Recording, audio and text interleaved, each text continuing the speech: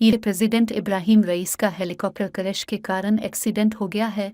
इब्राहिम में डालदिया ने अपने पॉलिटिकल करियर पर बहुत सारे अच्छे अच्छे काम पहुंचने के लिए उन्होंने काफ़ी स्ट्रगल की। आज की इस वीडियो में हम देते हुए उनके लाइफ के बारे में बात करने वाले, तो वीडियो को अब तक ज़रूर देखिएगा। और अगर चैनल पर नए हैं तो अलिफ और कि इब्राहिम रईस ने अपने इस प्रोग्राम के लिए स्कूल जवानी की थी। स्कूल में कुछ वक्त पढ़ने के बाद इब्राहिम का ध्यान रिलीजन की तरफ काफ़ी बढ़ने लगा और उन्होंने अपने स्कूल के ऊपर हाई छोड़कर आलम का कोर्स करने का फ़ैसला दिया, जिसके बाद में अपनी फैमिली को छोड़कर मदरसे में चले गए और वहाँ से आलम का कोर्स किया। इब्राहिम ने स्कूल जाना तो छोड़ दिया था, लेकिन प्राइवेट तरीके से वो अपने आलम के गोटस के साथ साथ पढ़ाई भी कंटिन्यू रखे हुए थे।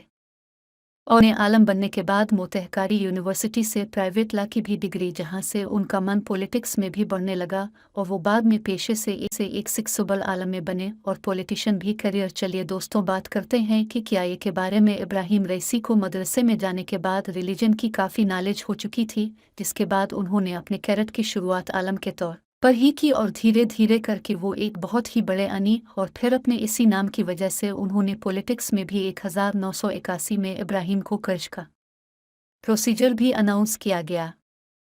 हमदिन प्रोविंस के भी प्रोसिक्यूटर अपॉइंट किए गए और कुछ साल सपोर्ट पर काम करने के बाद इब्राहिम को 1901 में तेहरान का भी बनाया गया। 5 साल तक इब्राहिम ने अपनी जगह बनाए रखी और बाद में ने जनरल इंस्पेक्शन ऑफिस में हेल्प बनाया गया, जहां पर उन्होंने बहुत सारे अच्छे काम किए जिनके लिए आज तक बहुत प्रेस किया जाता है। सहरा में इब्राहिम रईसी ने फातिमा अल-ज़ोहरा किया मैंने की भी ओपनिंग। यहाँ पर लोगों को सही और गलत चीज़ों की एजुकेशन की जाती थी, इस पर लोगों को रिजल्ट दी जाती थी। इब्राहिम रईस ने अपने सर पर बहुत सारी रिस्पॉन्सिबिलिटीज ली हुई थी। उन सभी कोर्स के साथ साथ वो supreme council of cyber space, credit council और एंटी करप्शन में भी काम करते थे।